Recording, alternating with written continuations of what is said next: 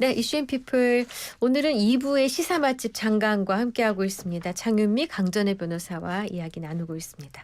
자, 이제 또 하나의 쟁점이 바로 이제 한덕수 국무총리 탄핵 심판입니다. 이제 조금 미뤄지고 있다가 오는 19일 첫 변론기를 진행하며 시작됩니다. 어떤 게 가장 큰 쟁점이 될지 좀 장 변호사 좀 정리 좀 해주시겠어요? 일단 저희가 이 탄핵 절차라는 건 징계 절차예요. 대통령도 그렇죠. 마찬가지지만 이 공직에서 파면을 할지 말지. 그래서 파면에 이를 정도의 헌법상 법률상의 이제 그 법 위반이 있는지를 판단하는 건데 그때는 두 가지를 봅니다. 일단 실체적으로 그런지 절차적으로 그 부분이 제대로 이행이 됐는지. 그럼 실체적으로는 이 한덕수 총리지만 권한 대행 자리에서 이 탄핵을 당한 거잖아요. 대통령의 대행 업무를 이 행사할 자격이 없다. 이게 이제 민주당의 입장이었던 건데 그렇게 판단하게 됐던 결정적인 계기가 사실상 헌법재판관 3명에 대한 임명을 하지 않겠다고 공언한 부분.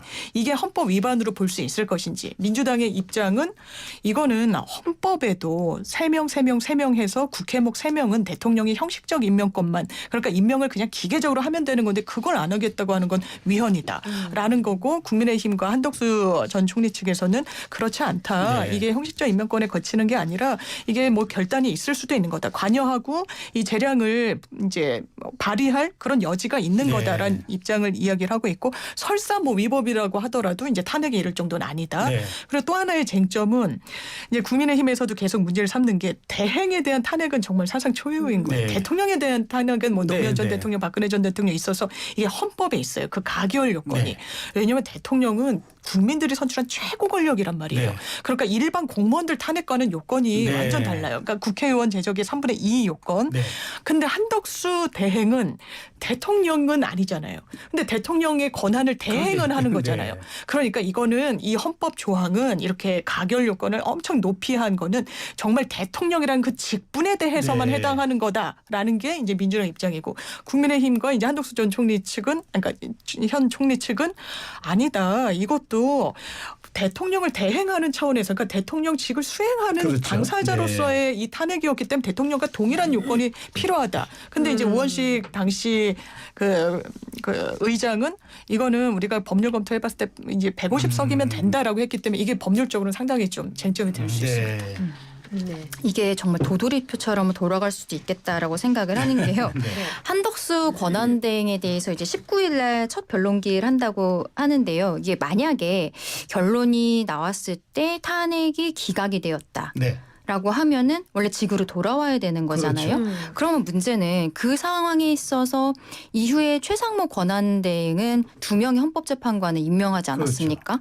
그러면 이 2명을 임명한 것이 또 무효가 될 것이냐. 아니면은 이 두 분에 대해서는 그냥 유효한 것으로 볼 것이냐. 여기에 대한 쟁점이 또 생겨요. 근데 만약에 무효라고 보게 되면 이 한덕수 권한대행의 탄핵 심판을 기각하는 데에서 그 두 분이 같이 심리에 들어가 계시는 거잖아요. 왜냐하면 이 두 분을 빼고서 하면 6인 체제이기 때문에 결정을 내릴 수가 없는 거 아니겠습니까?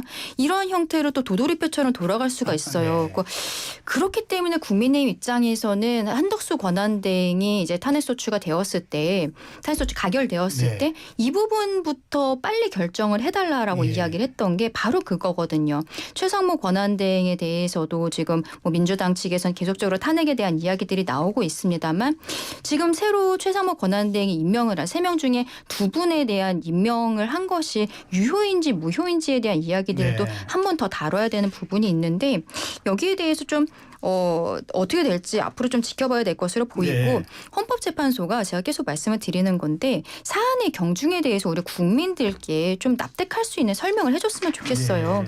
마은여 헌법재판관 후보자에 대해서 권한쟁의 심판 청구 들어가 있었던 부분 원래 이번 주 월요일에 결정한다고 했었잖아요. 근데 갑작스럽게 뭐 선고를 연기하고 변론 재개를 한다라고 하는데 이 지금 이미 6인 체제도 아니고 8인 체제로서 나름대로 정상적으로 돌아가고 있는데 나머지 한 명에 대해서 임명을 하느냐 마느냐가 지금 이 한덕수 권한대행에 대한 문제보다 더 다급한 것인가. 그리고 앞서서 대통령에 대해서 2차례 체포영장이 발부가 되었었는데 그때도 체포영장이 일단 발부가 되면 현행법상으로는 여기에 대해서 불복할 수 있는 절차가 없거든요. 그래서 대통령 측에서는 서부지법에 뭐 이의 신청도 해보긴 했습니다만 헌재에도 권한쟁의 심판 청구랑 가처분 신청도 했었어요. 가처분 집행정지 가처분에 대해서는 어차피 체포영장이라는 건 48시간이라는 한도가 있기 때문에 결정해 줄 수 있었거든요. 헌재에서. 그러면 만약에 거기에서 대통령 측의 의견에 손을 들어주지 않았다면 대통령 측에서 지금처럼 헌재에 대해서 그리고 그동안에 뭐 서부지방법원에서 나왔던 것들 여기에 대해 계속적으로 문제 제기하기는 어려웠을 네. 것이라고 생각합니다. 헌재가 자신들의 입맛에 맞는 사건에 대해서 선택적으로 사건을 진행을 하고 선택적으로 결정을 하는 것에 대해서는 국민들께서 더 이상 그 정당성을 받아들이시기가 어려운 상황이 아닌가. 그러니까 지금 여러 가지 사건이 계류되어 있잖아요. 뭐 다른 뭐 검사들에 대한 사건이라든지 이런 것보다는 대통령에 대한 사건이 먼저 되어야 된다는 것에 대해서는 동의하지만 지금 한덕수 권한대행의 사건에 대한 사건이라든지 이런 것들에 대해서 어떻게 처리할 것인지 절차 방향에 대해서 국민들께 설명해 주는 과정이 있었으면 좋겠다라고 네네네. 생각합니다. 네. 또 하나의 쟁점이 네. 뭐냐면은 이제 그러니까 한덕수 총리에 대해서 이제 형법상 내란죄 여부를 얘기를 하면서 여기서 이제 내란죄를 빼겠다는 거잖아요. 네네네. 근데 그러면서 헌법상 의무를 다하지 않았다는 점에 대해서만 우리가 그 힘내달라고 맞습니다. 했는데 헌법재판소가 물으니까 국회 소추인단이 그렇게 하겠다고 대답했어요. 이러니까 여당에서는 아니 내란죄가 민주당 마음대로 넣었다 뺐다는 무슨 밑반찬이냐 하면서 대통령위에서도 그렇게 했기 때문에 이렇게 하면 안 된다라고 지금 강하게 어필하고 있습니다. 근데 이제 국회 측 그 대리인단 얘기를 들어보면 네. 원래 한덕수 대행에 대해서는 뭐 내란죄 성립 여부를 아예 안 넣었다라고 얘기는 하더라고요. 네. 본인들은 아예 네. 이제 아예 안 거론한 넣었다. 적이 없고 왜냐하면 이게 완전히 형사 절차는 뭐 준용한다고 돼 있지만 판이하게 달라서요. 네. 헌법재판소의 이 탄핵 절차는 기본적으로 징계 절차예요. 그러니까 이 법률 위반이 있었는 왜냐하면 저희도 회사 같은 데서 징계할 때 이제 변호사들도 네, 많이 가서 같이 위원회 활동도 막 하기도 하고 그런데 정말 형사적으로 뭐 고소가 됐는지 여부도 하나의 바로미터로 보지만 네. 재판 끝날 때까지 기다려주고 뭐 이러진 않아요. 그냥 그 사실관계와 여러 정황들 그리고 뭐 이 직원들의 어떤 진술 같은 걸 종합해가지고 그 당시에 딱 마침표를 찍어주거든요. 그러니까 애초에 그런 차원이었다는 거예요. 그리고 헌법 플러스 법률 위반이 필요한 게 아니라 요건으로 헌법 내지는 법률 둘 중에 하나만 위반해도 네. 되는데 일단 임명하지 않고 지금까지 뭐 왔던 여러 가지 사안과 관련해서는 헌법 위반이 너무 명시적이기 때문에 네. 우리는 그것조차 처음부터 넣지 않았는데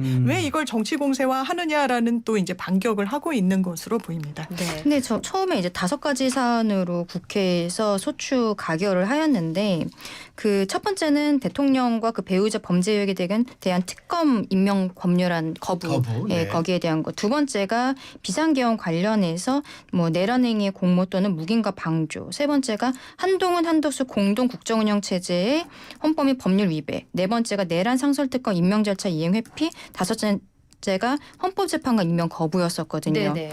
여기에 있어서 결과적으로는 헌법재판소 재판관에 대해서 임명하지 않았던 것이 트리거가 돼서 이게 네. 가결이 된 것은 맞는데 근데 계속적으로 그 이전에도 민주당에서는 대통령에 대해서는 내란 수계 그리고 다른 뭐 국민의힘을 포함해서는 내란 공범이다 네. 이렇게 이야기를 하지 않았습니까?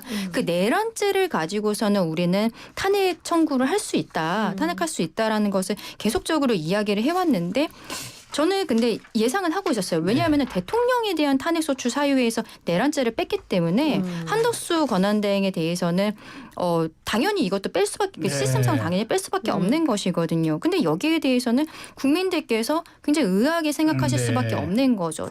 한덕수 권한대행에 대한 탄핵소추 자체도 굉장히 국정의 혼란을 가지고 온 부분들이 있는데 네네. 대통령과 그 정부 강요들 그리고 국민의힘 모두가 내란 공범이다라는 표현을 쓰다가 내란죄를 뺐다는 거 여기에 대해서 결과적으로는 국회 소추인단에서 뭐 빼는 것으로 결정한 듯이 이야기를 하고 있지만 그것은 다 민주당에서 가결을 시키고 민주당에서 뽑은 변호인들 아니겠습니까? 네. 민주당이 스스로 국민들께 납득할 만한 이야기를 해야 될 것 같다라고 생각합니다. 네.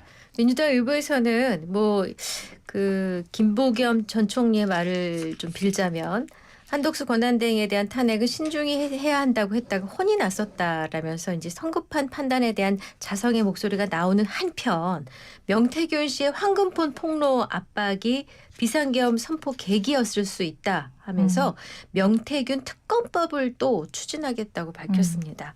자, 이 부분에 대해서 우리 일단 네, 사실 이제 명태균 씨 수사가 어떻게 보면 좀 언론 주목도가 상당히 좀 떨어지긴 네. 했는데요. 이게 국민의힘에 상당한 뇌관이 될 거라는 이야기는 많이 나왔고 네. 앞으로도 여러 주자들 이를테면 사실상 대선 출마 선언한 뭐 이준석 의원도 마찬가지로 네. 연결고리가 있는 것으로 막 보도가 많이 나오기도 그랬죠. 했고 오세훈 시장도 해명 기자회견을 상당히 이제 네. 장시간에 걸쳐서 해명할 정도로 그런 부분인데 이 부분과 관련해서는 그런 의혹이 있는 것 같아요. 그러니까 대통령이 계엄을 하게 됐는데 이게 대단히 좀 이례적인 날짜라는 이야기는 처음부터 많이 나왔어요. 네. 아, 이거 주중에 예산안 때문에 막 의원들이 본회의 장에 있고 보좌진들도 다 막 국회 근처에 최소한 네. 있는 그런 상황에 어떻게 했지? 이게 계엄이 성공하려고 하려면 의원들이 지방에 내려가 있는 주말이나 이런 걸 생각하지 않고라고 네. 했을 때 여러 이야기 중에 이제 하나가 그 직전에 이른바 명태균 씨가 어떤 식의 이야기를 했었냐면 그게 상당히 그때는 좀 이렇게 문제가 많이 되고 네. 있었던 사안인데 아니 내가 이 황금폰 나 민주당에 넘길 수 있다 뭐 네. 이런 이야기를 네. 하기도 네. 했고요. 여러 보도가 쏟아지기도 했던 차였어요.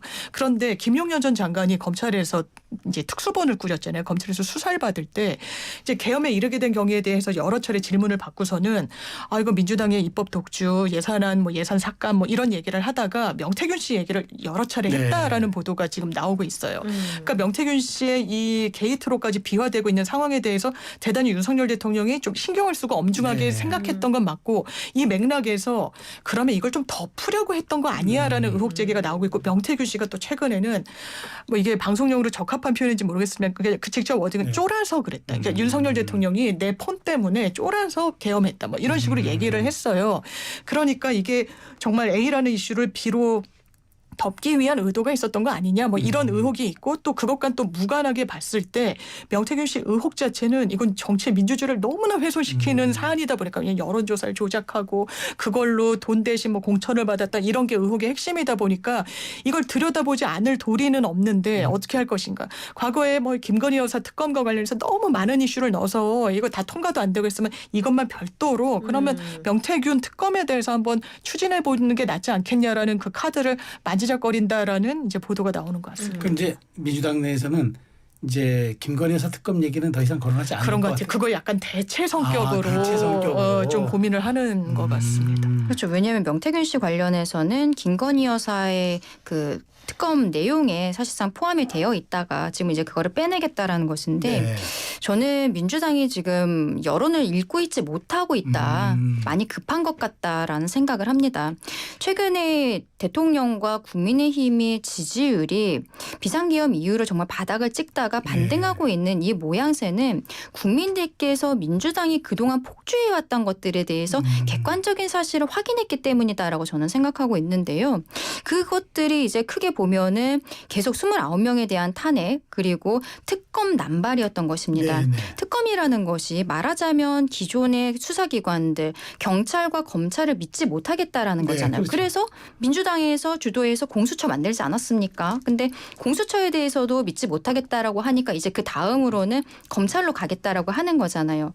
지금 대통령이 구속되어 있고 탄핵 심판을 받고 있습니다. 내란죄로서도 이미 구속 기소되어서 재판을 받고 있는 것인데 네.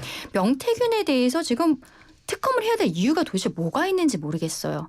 왜 지금 대한민국의 수사기관들을 믿지 못하겠다라고 하는 것인지 대통령이 서슬퍼렇게 살아있고 어떠한 뭐 수사를 무마한다거나 이런 압박이 있는 것으로 보이는 정황들이 지금 있습니까? 대통령이 구속되어 있는 상황이에요. 근데 여기에서 도대체 왜 제대로 진행되고 있는 수사 관계에 대해서 특검을 하자고 하는 것인지 그리고 이러한 특검과 탄핵의 남발이 지금 민주당에게 향하는 우리 국민들의 차가운 시선의 근원인 것을 지금 민주당이 아직도 파악을 제대로 못하고 있는 것 같다라고 네. 생각합니다. 네. 뭐 시간이 너무 짧게 남긴 했는데 뭐 명 씨가 황금폰 특검을 꼭 해달라 그러면은 정치 세대가 교체가 바로 된다 뭐 이런 얘기도 민주당의 한 의원과의 접견에서 했다고 전원이 전해지고요. 여당은 민주당의 명태균 특검법 추진이 정치 공세라는 입장입니다. 자 그러면 앞으로 어떻게 될 것 같으세요? 저는 특검 추진은 아마 할 것 같고요. 아. 이거는 뭐 이렇게 어떤 정파를 떠나서 너무 이 부분과 관련해서 처음에 나왔던 게 창원지검에서 하다 보니까 이게 네네. 인력이 엄청 작은 규모의 검찰청이어서 이건 특검으로 대규모 수사 인력이 필요하다라는 문제의식이 있었고 또 명태균 씨의 의혹 제기 내용 중에 아니 황금폰을 왜 아직까지 들고 있냐 이거 네. 폐기해라라는 취지로 근데 저는 정말 검찰이 그랬을까라는 의구심은 듭니다만 전자레인지로 왜 폐기하지 않았냐라고까지 이야기를 해서 공수처에 해당 검사를 또 이 고소까지 했어요. 고발까지. 네. 그래서 이 부분과 관련해서 저는 특검을 한번 여야에서 논의해 볼 수는 있다. 다만 이게 너무 그 선거와 관련돼서 국민의힘 의원들이 많이 연루가 돼 있다 보니까 네. 실제로 받기는 어려워 보이긴 합니다. 네, 여기까지 가겠습니다. 자, 시사 맛집 장강 오늘은 2시 때 인사를 드리게 됐었네요. 이 장윤미, 강전혜 변호사 두 분과 함께했습니다. 감사합니다. 잘 들었습니다. 고맙습니다. 감사합니다.